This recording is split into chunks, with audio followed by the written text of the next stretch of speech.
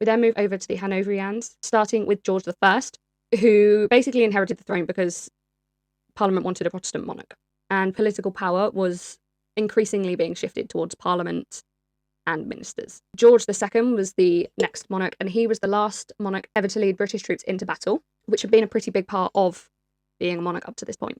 Then we have George III, who lost the American colonies. Then George IV, who represented an extravagant regency period.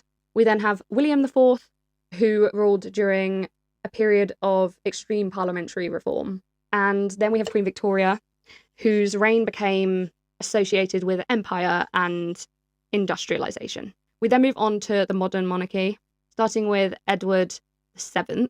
He was followed by George V, who changed the dynasty's name to Windsor during the First World War.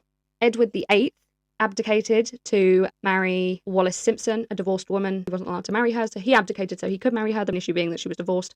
And then because of that, his brother became king, making him George VI, and he reigned during the Second World War. Then his daughter Elizabeth II became queen, and she was and probably will forever be Britain's longest reigning monarch. And in 2022, when she passed away, she was succeeded by Charles III. And that is where we're up to.